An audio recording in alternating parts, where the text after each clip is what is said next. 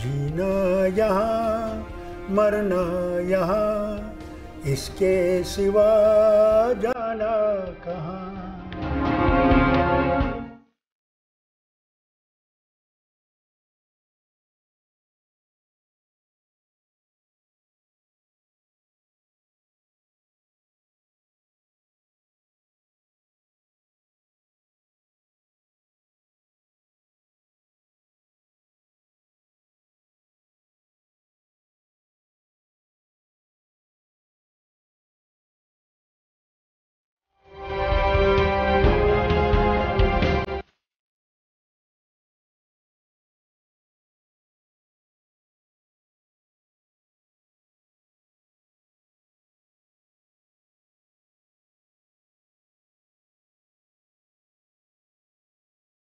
नमस्कार, मैं हूं तृप्ता आर्य। इंडियाज़ 18 में आप सभी का स्वागत है हमारे खास प्रोग्राम खास मुलाकात में। खास मुलाकात में आज आपको हम ऐसी शख्सियत से रूबरू कराने जा रहे हैं जो किसी परिचय के मोहताज नहीं है। जी हां, जम्मू कश्मीर के प्रसिद्ध नेता, नेशनल कॉन्फ्रेंस के अध्यक्ष और जम्मू कश्मीर के पूर्व सीएम डॉक्टर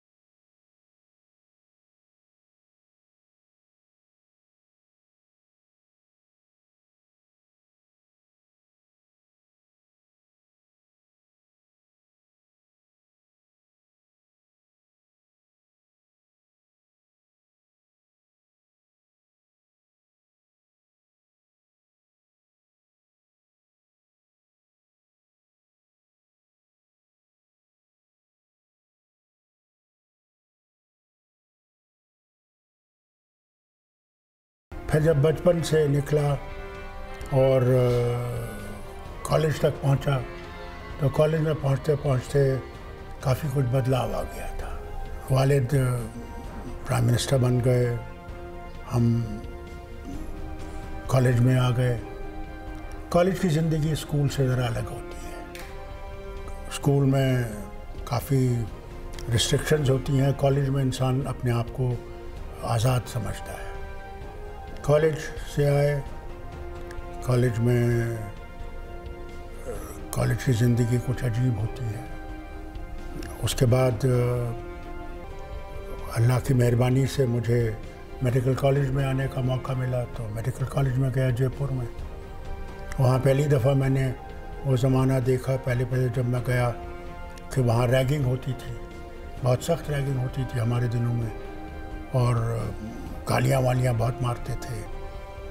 तो मैं कुछ तो बर्दाश्त कर लिया, मगर फिर जब मैं मेडिकल कॉलेज में पहली दफ़ा डिसेक्शन, जहाँ हमें बॉडीज़ को काटना पड़ता है, वहाँ पहुँचा, तो उसकी वो स्मेल फॉर्मल की जिसमें बॉडीज़ रखी जाती हैं, फिर बोन्स वोन्स देख कर मैं डर गया।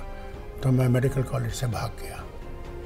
मेडिकल कॉलेज से भागा तो पंडित जी ने मुझे, जवाहरलाल जी ने मुझे घर बुलाया। तो मैं उनके घर गया, कहा तुम कैसे मेडिकल कॉलेज से भाग सकते हो, मैं तुम्हारे बाप को क्या जवाब दूंगा। मेरे वालिद उस वक्त जेल में थे, कोर्ट में। तो मैंने उनसे कहा जी मैं नहीं रह सकता, मैं वहाँ पे, मुझे लगता है कि मैं इसके लिए नहीं हूँ, और ये जो रैगिंग वैगिंग होती है तो मैं नहीं कर सकता इसमें। उन्होंने कहा देखो मैं भी स्टूडेंट था, मैं विलायत में, मुझे भी रैगिंग हुई है, मगर उससे जितने जो में रैग करेंगे वो तुम्हारे सबसे बेहतरीन दोस्त बनेंगे कल। इससे तुम जाओ, कुछ नहीं होगा, तुम ठीक रहोगे। तो मुझे वापस मेडिकल कॉलेज जाना पड़ा। मेडिकल कॉलेज की ज़िंदगी बहुत अच्छी ज़िंदगी है, पढ़ना भी पड़ता है, दोस्त भी बढ़ते हैं, और एक नई शुरुआत होती है ज़िंदगी की। मरीज़ों को देखना पड़ता है, उनको समझना पड़ता है। मुझे बहुत अच्छी चीज़ जो मैंने मेडिकल कॉलेज में सीखी वो है नरमी, और नरमी के साथ साथ मुझे ये भी सीखना पड़ा कि हमारे उस्ताद ने हमसे ये कहा कि कभी ये मत समझो कि ये मरीज़ है, मरीज़ को पहले देखने की कोशिश करो, उसका दिल जीतने की कोशिश करो, उससे बात करो, उससे पूछो कैसे हो, घर में क्या है। जब उसका तुम कॉन्फिडेंस जीत लोगे तो वो तुम्हारा बहुत ज़्यादा मित्र बनेगा। उसके बाद उसको फिर उसका एग्ज़ामिन करो, ये करो। तो वो आज तक मुझे ज़िंदगी में है कि जो इंसान है वो अगर तुम्हारे पास आता है तो कोई ना कोई मर्ज़ उसके पास है जिसका वो इलाज चाहता है, तो उसके साथ उस नरमी से पेश आओ जिसे वो लगे कि वो तुम्हारा है और तुम उसके हो। आपने बहुत बड़ी बात बातों बातों में कही, आप उसके हो वो तुम्हारा है। डॉक्टर साहब, आपने कहीं ना कहीं कश्मीर को जिया है, कश्मीर रग रग में बसा है। उस समय के कश्मीर में और आज के कश्मीर की बात करें, कितना अंतर आ गया? देखिए, बहुत फ़र्क है। मैंने महाराज साहब का कश्मीर भी देखा है जब गरीबी बहुत थी।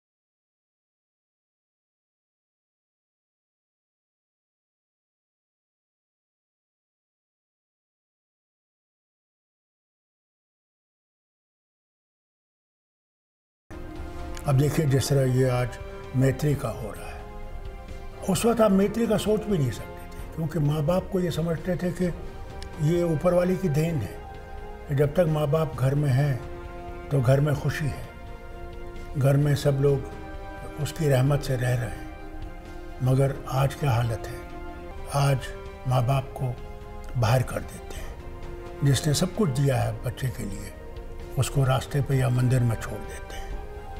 और ये मैत्री जो ये काम कर रही है, इसीलिए कर रही है।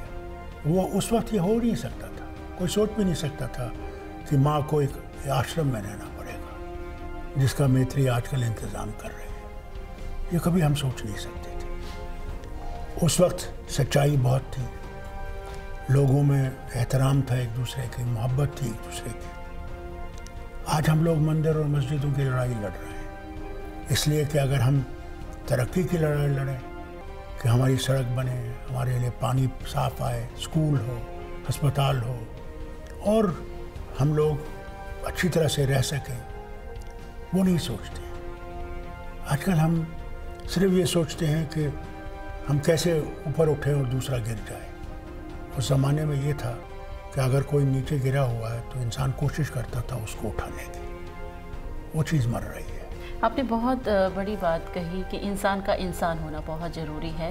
अगर हम हिंदुस्तान की आज़ादी की लड़ाई करते हैं ना, उसमें हिंदू था ना मुसलमान था, सबका एक ही टारगेट था कि हिंदुस्तान को आज़ाद करना है। यहाँ पे राम जन्मभूमि की आपने बात कही, वहाँ पे कुछ लोग मंदिर को बनाने के लिए लड़ रहे हैं तो कुछ लोग मस्जिद को, उसमें आपका क्या कहना है? देखिए, मैं तो ये कहता हूँ कि राम विश्व के राम है।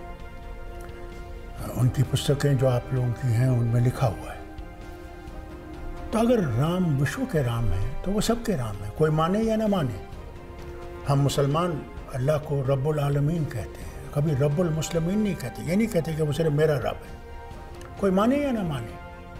मगर जिस तरह से आजकल की सियासत चलती है, मैं समझता हूँ हम लोग राम को इस्तेमाल कर रहे हैं सिर्फ जीतने के लिए, अल्लाह को इस्तेमाल कर रहे हैं जीतने के लिए। मगर वोट की उस पर्ची पे अल्लाह का नाम नहीं लिखा हुआ है, राम का नाम नहीं लिखा हुआ है। उस वोट का नाम लिखा हुआ है जिसके लिए भारत के उन लोगों ने खून दिया है जिन्होंने हमें आज़ाद किया। उन्हें हमें आज़ाद किया काला पानी जाकर, वहाँ उनको टिकटिकियाँ मारी गई, उनको फांसी पर चढ़ाया गया। क्या जलियांवाला हम भूल सकते हैं क्या? या जितने भी हमारे उस ज़माने के हिंदुस्तान के लोग थे, क्या उनने कभी सोचा कि मैं मुसलमान हूँ, मैं हिंदू हूँ, मैं सिख हूँ, मैं ईसाई हूँ? नहीं, उनकी एक ही आवाज़ थी कि इनकलाब जिंदाबाद, कि हमने अंग्रेज़ों को यहाँ से निकालना है और हमने आज़ादी हासिल करनी है जिसमें कि हम सब लोग रह सकेंगे। मगर अंग्रेज़ जाते जाते हमारे यहाँ लाइनें लगा गए। मगर अफसोस इस बात का कि आज हम वो लाइनें अपने दिलों पे लगा रहे हैं। ये कभी इंसान ने नहीं सोचा था जिसने हिंदुस्तान की आज़ादी के लिए लड़ा। आपने बहुत बड़ी बात कही कि दिलों में यहाँ पे दरारें आ गई हैं। अगर हम बात करें, अभी कुछ दिनों पहले आप स्वर्गीय अटल बिहारी वाजपेयी के शोक सभा में थे, वहाँ पे आपने हिंदुस्तान जिंदाबाद का नारा दिया था। उसके बाद आपको विरोध भी झेलना पड़ा। किस भारत माता की जय पे हाँ, ऐसे लोग हैं जो ये समझते नहीं हैं, जिनको ऐसी पट्टी पढ़ाई गई है, अरे रहना तो हमने यहाँ है। जैसे उसके गाने में था, मरना यहाँ जीना यहाँ, इसके सिवा जाना कहाँ। रहना यहाँ है, मगर ये पट्टियाँ पढ़ाई जा रही हैं। मगर फारूक अब्दुल्ला से घबराता नहीं है, क्योंकि वो भी एक दिन पहचान जाएंगे कि यही मुल्क है, यही वतन है जिसको हमने बनाना है। मोहब्बत से बनाएंगे तो वतन और भी आगे चलेगा, नफ़रत से बनाएंगे तो सब पीछे हो जाएंगे।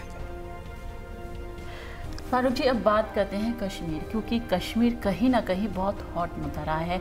वो पाकिस्तान की बात करें चाहे हम हिंदुस्तान के, उसके पाकिस्तान कहता है कि कश्मीर हमारा है, हिंदुस्तान कहता है कश्मीर हमारा है। इस मुद्दे पर आप क्या कहेंगे?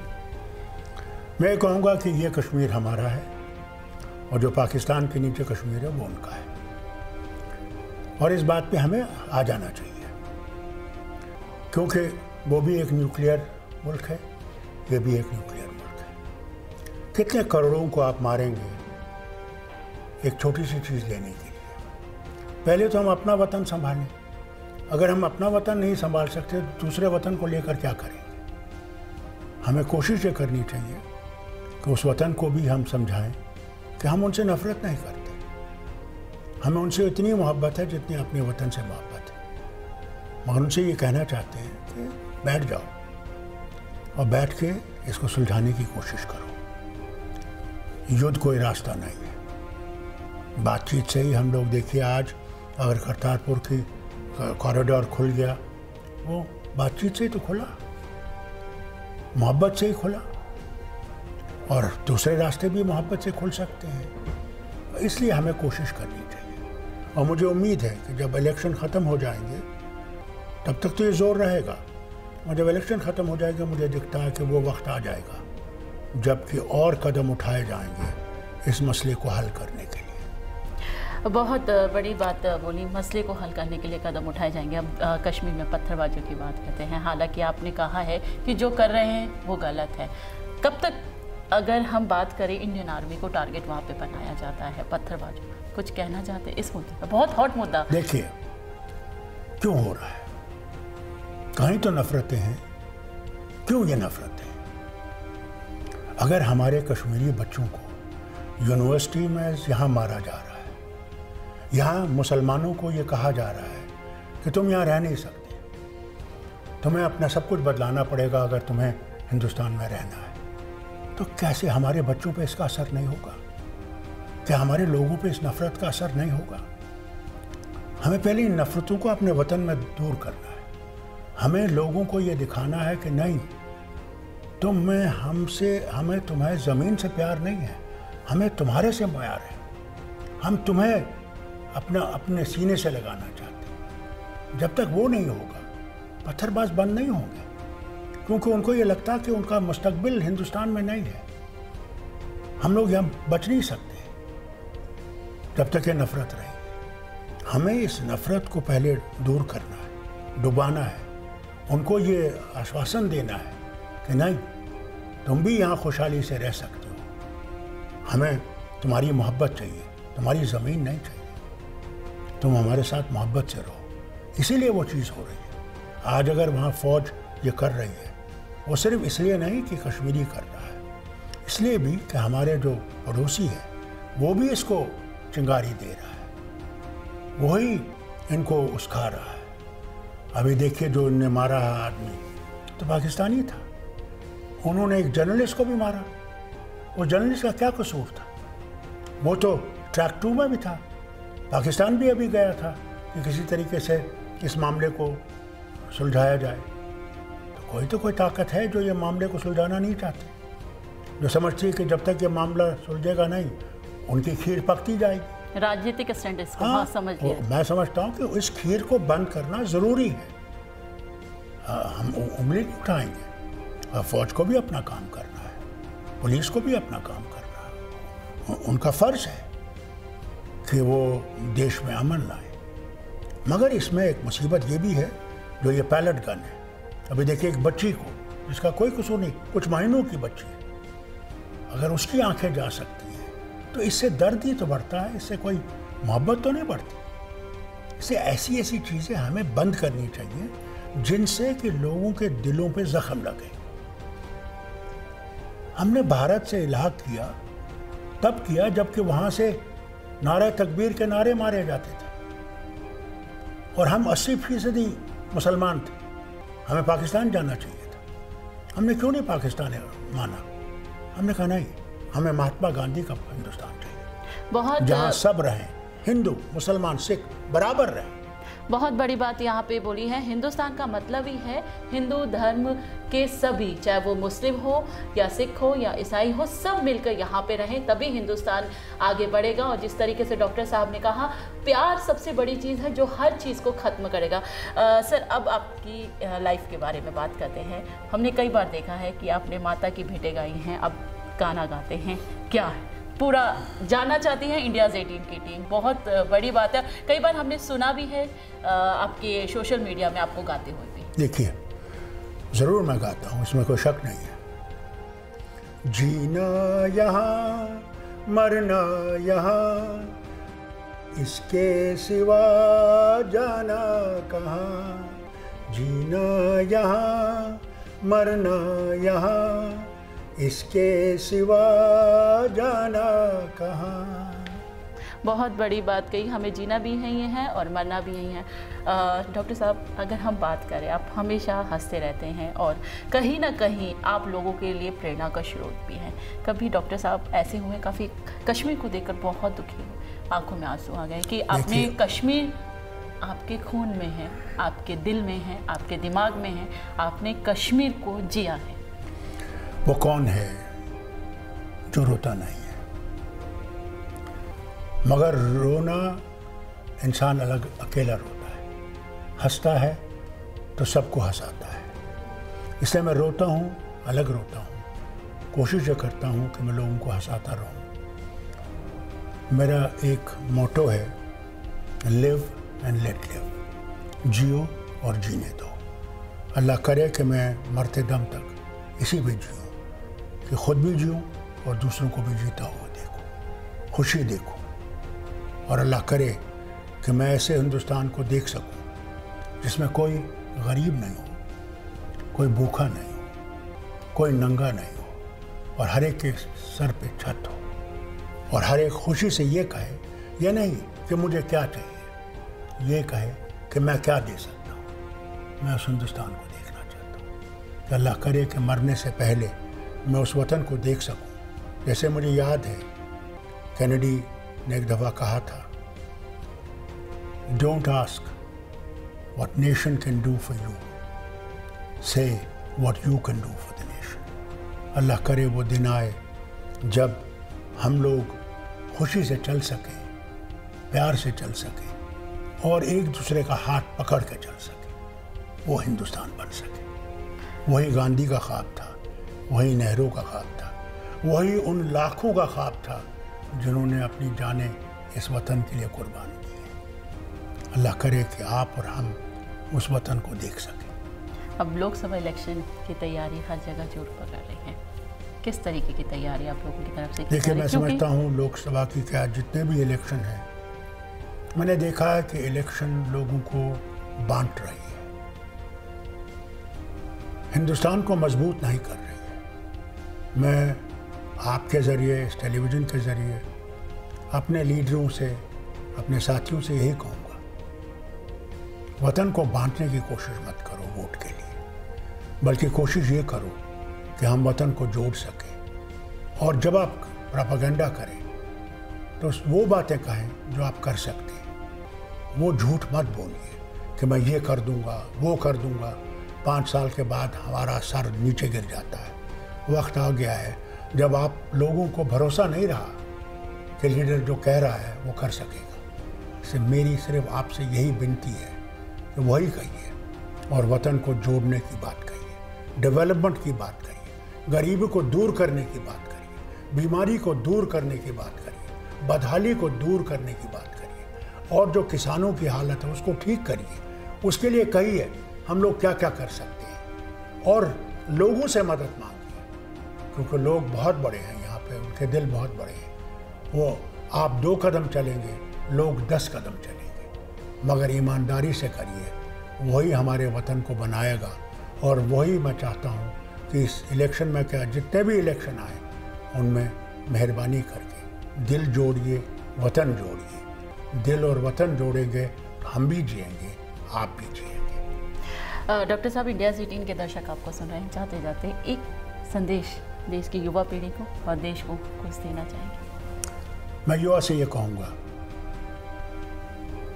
मेहनत करनी है, ईमानदारी करनी है। अगर तुम ईमानदार बनोगे, मेहनत करोगे तो इस वतन को बना सकोगे। अगर ये नहीं कर सकोगे तो वतन नहीं बना सकोगे। और मेहनत करना मुश्किल नहीं है। अगर ठान लोगे तो तुम चांद को भी ज़मीन पे ला सकोगे। वक्त आ गया है, इस देश में कुछ बनता नहीं था, आज हम चांद की तरफ जाने वाले हैं। हो सकता कुछ सालों में हमारे लोग चांद पे भी बस जाएंगे, क्या पता, कुछ पता नहीं। इसलिए अगर उस हिंदुस्तान को बनाना है जिसमें हम प्यार से रह सकें, पहले अपने धर्म को पहचानो। धर्म बुरा नहीं है, इंसान बुरा है। कोई धर्म बुराई नहीं सिखाता, कोई मजहब बुराई नहीं सिखाता, इंसान धर्म को बुरा करता है। इसलिए जब तुम अपना धर्म समझ सकोगे तुम मेरे धर्म को भी पहचानोगे। मैं हर वक्त ये कहता हूँ, और मैंने एक दिन मोदी जी से भी ये कहा, मैंने कहा मोदी जी, मैं इस हिंदुस्तान को देखना चाहता हूँ कि जब मैं आपकी आंखों में देखूँ तो मुझे अपना अल्लाह दिखे, मुझे अपने खुदा का दीदार हो। और जब आप मेरी आंख